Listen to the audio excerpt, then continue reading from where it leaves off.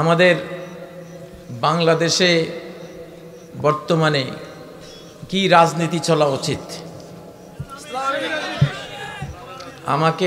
আমি একটু বলে দেই আপনাদেরকে। এই দেশে জিয়ার রাজনীতি চলবে।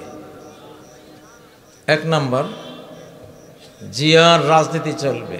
আর জিয়া যে ইসলামী রাজনীতিকে এই দেশে এনেছিলেন ৭৫-এর পরে, সেই ইসলামী রাজনীতি চলবে।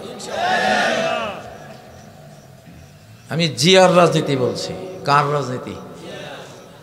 জিয়ার রাজনীতি ছিল নারায়ে তাকবীর, আল্লাহু আকবার, জয় বাংলাকে বিদায় করে দিয়ে কি নিয়ে আসা?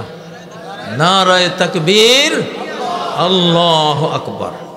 ঠিক নয় কি? আমরা সাক্ষী, আমরা ৭ই নভেম্বর প্রত্যক্ষ করেছি।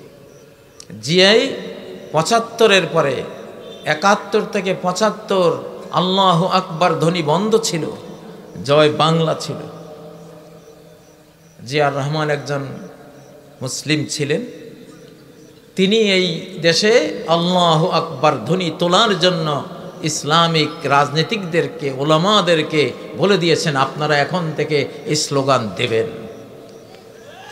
৭ই নভেম্বর ট্যাঙ্কের উপরে, ঢাকায় ট্যাঙ্কের উপরে জনগণ, সৈনিকরা মিলে নারায়ে তাকবীর, আল্লাহু আকবার দিয়ে ঢাকার আকাশ বাতাস সেদিন প্রকম্পিত করেছিল। মুরব্বীরা যারা আছেন তারা সাক্ষী। তাহলে এই দেশে জিয়ার রাজনীতি চলবে।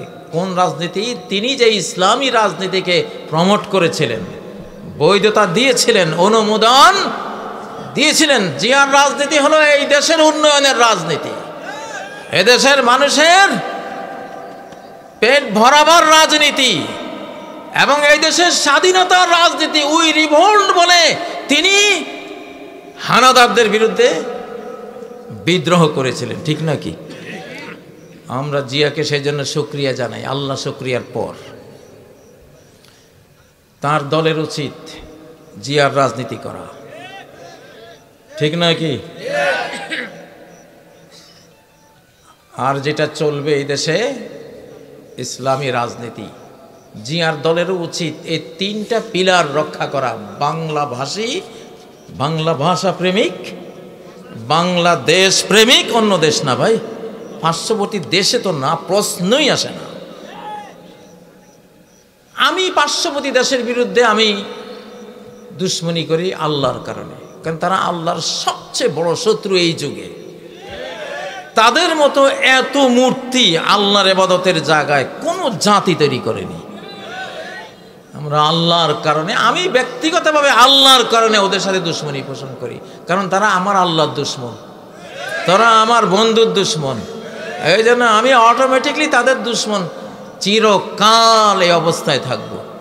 হ্যাঁ, যদি তারা বলে না ঠিক আছে, আমরাও আল্লাহকে আল্লাহর হক দিতে রাজি, আমরাও আল্লাহকে সাজদা দিতে রাজি, সেদিন থেকে আমারও তাদের সাথে দুশ্মনী খতম হয়ে যাবে ইনশাআল্লাহ। ও ভাইয়েরা, আমরা ইউনাইটেড বাংলাদেশ চাই। কি চাই? ইউনাইটেড বাংলাদেশ চাই। অনেকেই আমাদের মধ্যে যেইভাবে রাজনীতি করা শুরু করেছেন, তারা বুঝতেছেন না যে এর পরিণতি কি হবে। বাংলাদেশের অখণ্ডতা ধ্বংস হয়ে যাবে। বাংলাদেশকে ঐক্যবদ্ধ রাখতে হলে, আমাদের মা বোনদের ইজ্জত রক্ষা করতে হলে, আমাদের মসজিদ মাদ্রাসা রক্ষা করতে হলে, আমাদের জীবন রক্ষা করতে হলে, এখন ওই 3টা থিম, 3টা পিলার, 3টা স্লোগান দিয়ে রাজনীতি বহাল রাখতে হবে।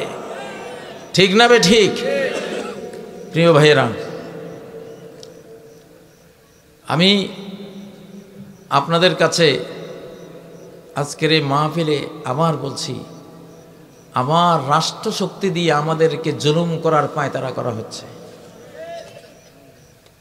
ওই রেজিম যেমন মামলা দিয়েছিল, নতুন করে কিন্তু আবার সেই ষড়যন্ত্র হচ্ছে, সুযোগ পাচ্ছে না এখনো। এই জন্য স্লোগান দিলাম, আমাদের অতীত নির্যাতনের কারণে তোমাদের মাথা এই দেশ থেকে বহিষ্কৃত হয়েছে। আবার যদি পররাষ্ট্র শক্তি দিয়ে জুলুম শুরু করো, এবার তোমাদের বডি বাংলাদেশ থেকে নিক্ষিপ্ত হবে দিক দিগন্তে, ঠিক নয় কি? কেউ থাকতে পারবে না ইনশাআল্লাহ। কোন রয়ের দালাল, অবশিষ্ট কোন ফ্যাসিবাদী, অবশিষ্ট কোন বাংলাদেশ বিদ্বেষী এবং ভারত প্রেমিক এই বাংলাদেশে আমরা আমাদের আল্লাহ থাকতে দেবেন না, আমরা জানি ইনশাআল্লাহ। সেই বলেই কথাটা বললাম। আজকে স্লোগানটা লিখে রাখবেন। কি স্লোগানটা দিয়েছিলাম? অবশিষ্ট রয়ের দালাল দৌড়ে পালা, পেশাব সামাল। ওই খেপেছে বাংলা মায়ের দামাল ছেলে, ক্রুদ্ধ টালমাটাল উত্তাল উন্মাতাল। কি? ওই খেপেছে বাংলা মায়ের দামাল ছেলে। কি তারপরে কি? ক্রুদ্ধ টালমাটাল উত্তাল উন্মাতাল। আমরা এখন যুদ্ধের মোড়ে পাগল হয়ে যাব। পাগল মানে ওই ম্যাড হাউজের পাগল না, বুদ্ধিমান পাগল। কি পাগল? বুদ্ধিমান পাগল হব, জীবনটা হাতে নিয়ে নেব ইনশাআল্লাহ। আমাদেরকে নিয়ে নতুন করে কোনো ষড়যন্ত্র করিস না যদি বাংলার জমিনে কেউ থাকতে চাস, ঠিক না বে ঠিক? প্রিয় ভাইয়েরা, আপনাদের কাছে কি বলবো, আপনারা সারাদিন আজকে ওয়াজ শুনেছেন, সারাদিন ওয়াজ শুনেছেন। আমি জানি সারাদিন ওয়াজ শুনতে শুনতে শ্রোতাদের ব্রেইনটা কি হয়ে যায়, স্পেস হারায়, এঙ্গেজ হয়ে যায়। তো সেজন্য আমি লম্বা ওয়াজ করব না আজকে, আমি লম্বা ওয়াজ করবো। আমি মাহফিলে আসতাম না, শুধু চিন্তা করলাম যে এটা তো আমার এলাকা। কালকে অনেক দূরে একটা মাহফিল ছিল, যাইনি, সঙ্গত কারণে যাইনি। কারণ আমরা অতীতে মাহফিলে ঘুরেছি, আর নাস্তিক কুবুদ্ধিজীবীরা আমাদের ক্ষমতার প্রাণ কেন্দ্রগুলো দখল করে আমাদেরকে দেশ ছাড়া করেছে, ঠিক নয় কি? এই জন্য যেসব ওলামাদের সামর্থ্য আছে, জ্ঞান আছে, তারা ঢাকায় থাকবেন। আর আপনারা জনগণ তাদেরকে মাহফিলে টানবেন না। এবার তাদেরকে বলেন আপনারা ঢাকায় অবস্থান নেন। 20শে জানুয়ারিতে নাকি কি হবে, বিশাল একটা ষড়যন্ত্র চলছে।